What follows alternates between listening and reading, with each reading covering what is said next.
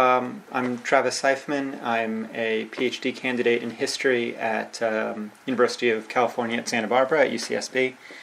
It's my fifth year, I suppose, in the history program. And generally speaking, I study early modern Okinawa and sort of diplomatic ritual, diplomatic relations between early modern Okinawa and China and Japan.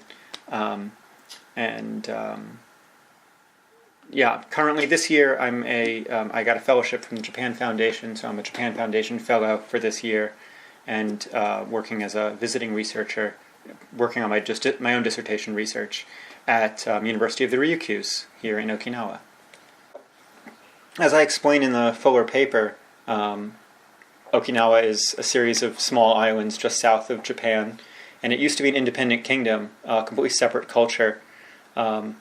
Arguably all the way up until the 1870s. I mean, it's still a separate culture today. In many ways, Okinawa is just as different from Japan as Korea is. It's another East Asian culture of its own. And so, and Okinawa used to be an independent kingdom. It was taken over by Japan in the 1870s.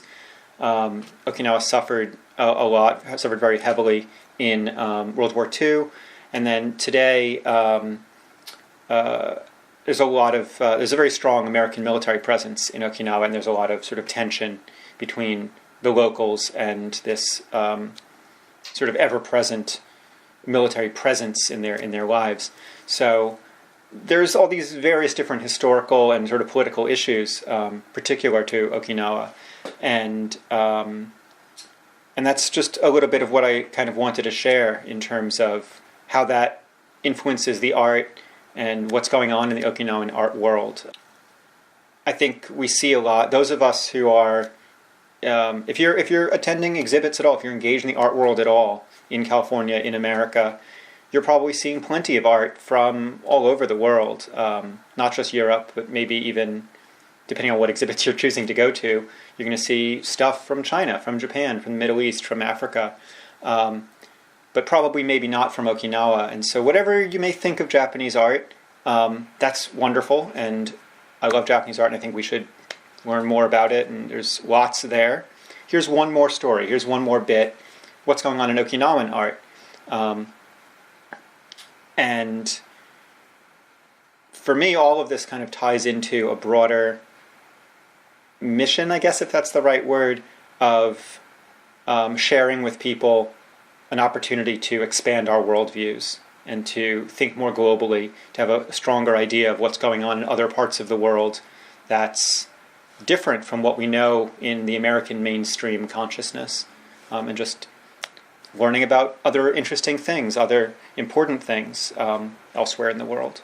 And so that's part of what I am trying to contribute to share a little bit of, just a tiny bit of, in this 10-minute presentation about what's going on in Okinawan art right now, today.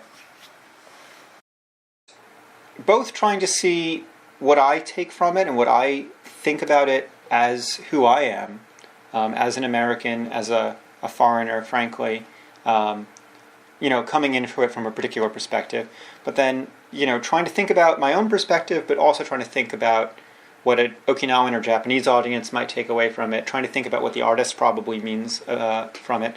And by trying to think about those different perspectives, I think it really adds so many more layers to what each artwork, and actually the whole exhibit, could mean. I've been going to, a lot of the things I've been going to, it's not just about an individual artwork, but it's about the whole project. Our project is the same way.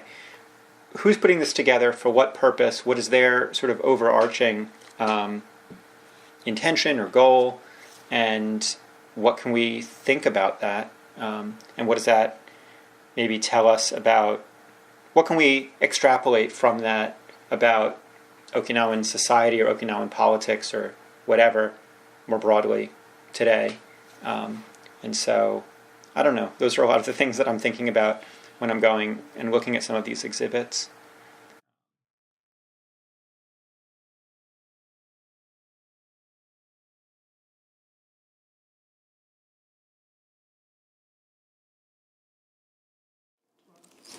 My name is Yumiko Glover. I'm a second-year student in the Master of Fine Arts program at the University of California, Santa Barbara.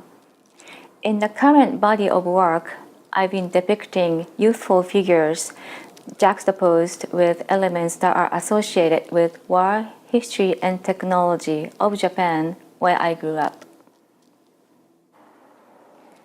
A lot of my inspiration comes from changes to the Japanese constitution that were made after the World War II in 1947. Article 9 of the Constitution says that Japan can never engage in wars of aggression, but in 2014 it was reinterpreted. So now Japan's self-defense forces can fight in foreign countries. So my art draws on military history and military technology from Japan to reflect my protest against this change. My work is also a reflection of my memories growing up in Japan, hearing testimonials from actual survivors of the atomic bomb attack in Hiroshima, including my grandfather. While the Japanese self-defense forces are trying to recruit their personnel very hard all these years, but the numbers have been always low. So they changed their strategy by using less masculinity, but now are using more cute or sexy animation characters and idols with colorful pastel palettes. The purpose of such propagandistic images is obviously to attract younger generations who enjoy the subcultures of animations and idols.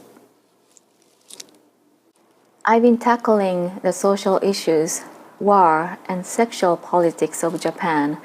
My sources for inspirations are my experiences growing up in Japan and also observations as an artist after living in the US. For the process, I constantly collect image sources and read articles that relate to my topics. By doing the research, a lot of ideas come to my mind. After I decide on the initial composition, I take photographs of my models, who are usually my friends.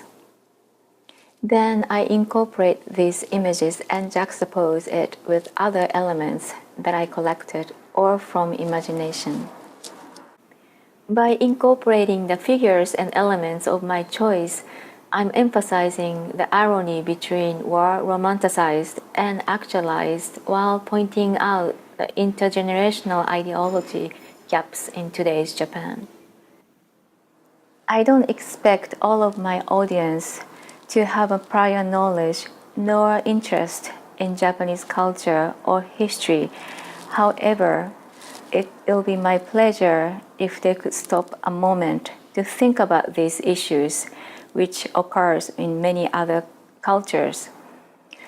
It makes me happier if my work could offer the experience to the audience to superimpose themselves into the world I'm creating.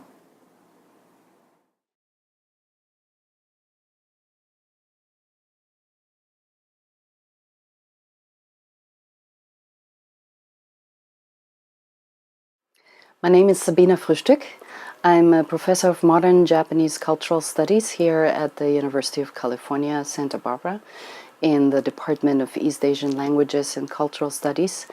My specialty is modern Japan, the historical and ethnographic study of modern Japan. I've mostly done work on the history of sexuality and gender. I've written an ethnography of the Japanese military.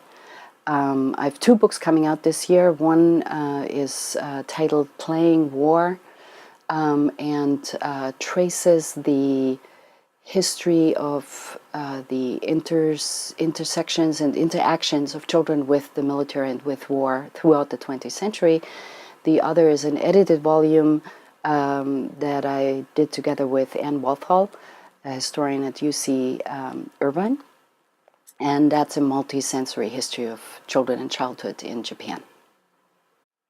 There are lots of different reasons why I think it's important and useful to look at the self-defense forces in Japan as a military establishment, with a very specific history, a very specific relationship to its population, also a very specific outlook onto the world.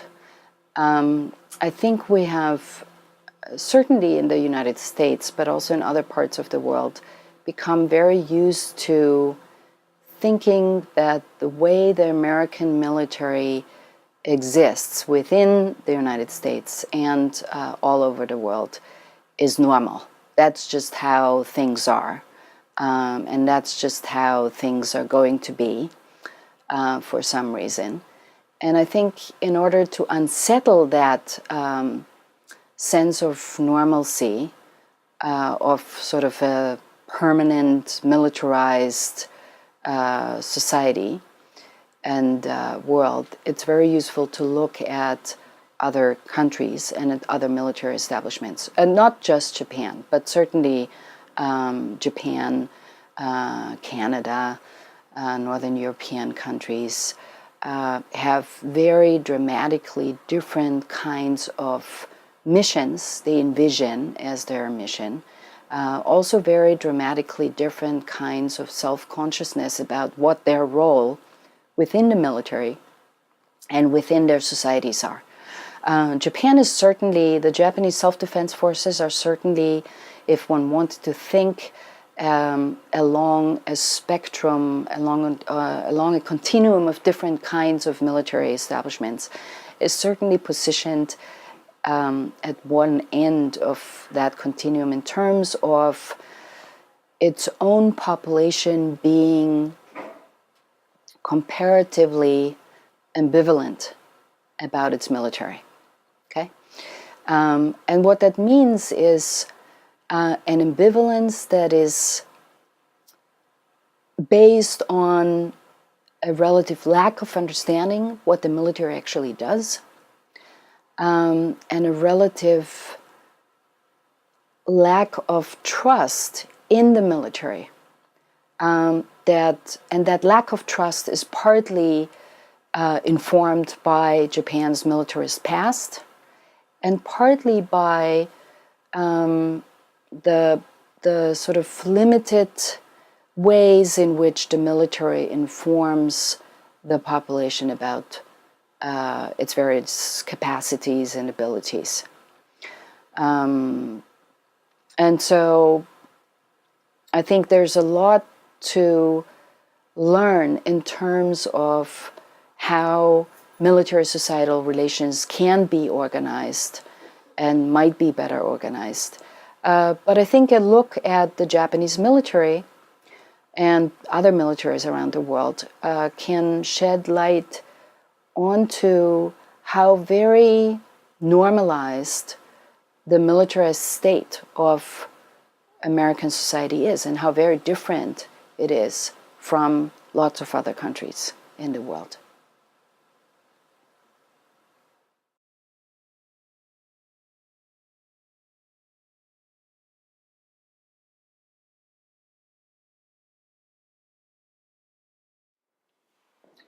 My name is Carl Gabrielson, and I'm a PhD student in East Asian Languages and Cultural Studies here at UCSB. My research focuses right now mainly on militarism in Japan, and for the most part I'm looking at American militarism and the US military bases in Japan, but in order to really look at militarism in Japan, I also need to understand the Japanese military. And so for this particular project, I'll be talking about the Japanese military. In the past, I've done research also on Japanese media, and in particular on representations of minorities and of women in Japanese popular culture. So in my talk, I'll be looking at two specific cases. One is Shimazaki Haruka, also called Parudu. She's a member of the pop idol group AKB48, and she was the spokeswoman for the Japan Self-Defense Force from 2014 until 2015. And then she was immediately followed by Danmitsu, who's what's called a gravure idol, and also an actress from TV shows who really got her start in the erotic thriller film industry. So I'm looking at these two cases to see what the different messages are that's being communicated through these women, but also trying to look at how the public responded or didn't respond to those messages, and who might have been targeted when the Ministry of Defense planned these advertising campaigns. One of the reasons why I chose this particular topic is because I think, particularly for Americans, it's so easy to look at something like the Japanese military using pop stars and erotic thriller actresses as spokeswomen and just dismiss it as silly or childish or strange. And I think it's really important that we give these things the consideration they deserve, that we realize that what we're looking at here is a very different culture, a very different social situation, and a very different idea of the military and its relationship to society. And I think that these cases of just dismissing something as kind of, oh, WTF Japan, or Japan, it's so weird, is a very problematic and very unbalanced, very one-sided way of building a relationship with another country and another culture. And so that's something that, as a scholar, I'm really focused on, and something that I would really like to express through my work. In all of the advertisements for the Japan Self-Defense Forces that I've seen, there's a very obvious effort to erase any sign of violence. Even though we're talking about one of the world's largest militaries, we're talking about people who are trained to fire guns and rockets and drive tanks, you never see guns and rockets and tanks. You never see anyone holding a gun. You never see anyone even looking like they might be in danger. And even when you see ships or planes, you rarely see the guns or the bombs attached to those ships and planes. And I think this connects very strongly with Japan's strong history of pacifism after World War II, and the fact that it's very difficult for the military to get public support if it looks like a military. But I don't think that the Japanese public is fooled. I think that a military is a military, no matter how you try to present it. I think the most important thing for any scholar of the military to always keep in mind is that the whole purpose of the existence of every military in the world comes from violence. That's true even of the Japanese military with its pacifist constitution and its limitations. And it's something that I think we lose sight of when we talk about heroism and duty and sacrifice and peace and rescue and all of these other things that militaries can do or militaries can represent. And I don't mean this to be a critique or to say that, I'm not raising the flag that we turn all our swords into plowshares today. But I just think it's so important when we talk about the military and we think about the military that we always have in the back of our mind, this institution exists for the sole purpose of violence. Everything else is extra or could be done by someone else.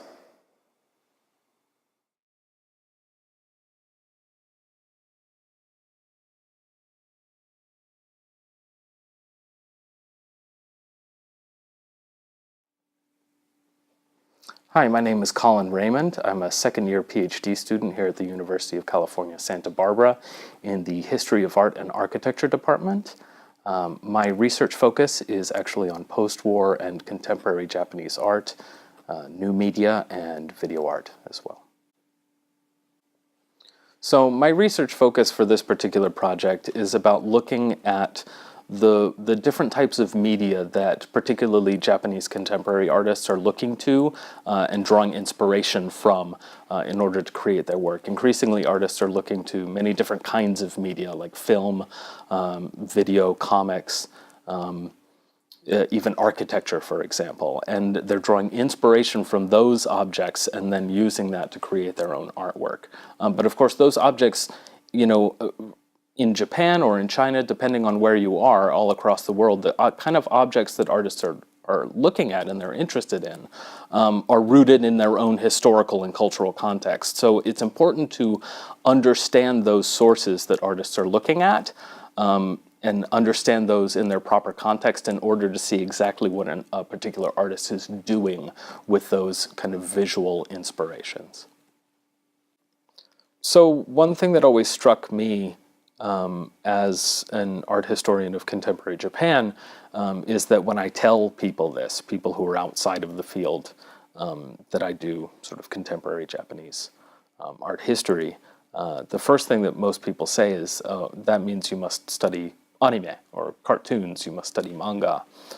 And that conceptualization, I think, is a little bit misinformed, and it's something that I actually like to challenge people on, because I grew up during sort of the late 90s and early 2000s in this moment where pop artists or neo-pop artists like Murakami Takashi and Nara Yoshitomo were increasingly popular. The problem that I saw was that those artists really framed the entirety of the dialogue around Japanese art, at least in the States. And it's actually done a real disservice, I think, to the diversity of the kind of contemporary art that's happening in Japan right now. And so that's one of the things that I'm really trying to challenge people on, is to broaden the way that they approach, the way that they view Japanese art. So as a student, as a young scholar of art history, and particularly of the contemporary and actually of many times living artists, what I am most cautious about is giving any sort of overt criticism, I think, of particularly artists that are living and working today, that are trying to build a career. I'll use the term critical, but I don't mean it as criticism. I like to critically examine the works. I like to question these works, but I'm not trying to be prescriptive in terms of this is good or this is bad, but simply try to ask questions of works, not just of the works, but if I have the opportunity to obviously talk to an artist, of the artists themselves. So if there's one thing that I'd like even sort of casual art goers to take away from this exhibition and from this exhibition project, is that you engage more with the art, engage with the artist if you have the opportunity, ask questions of a work, ask questions of yourself as you sort of look at a work. Why do you think an artwork might be appealing to you or not appealing to you? Really sort of dig deep and look at those things, because, I think that the answers might reveal, certain biases that you have against a particular, it might be a particular aesthetic, it might be a motif, it might be certain preconceived notions that you have about a culture or a people. But I think that if we as a group can get people to become more engaged in looking at and asking questions of art and artists, then I think this will be a great success.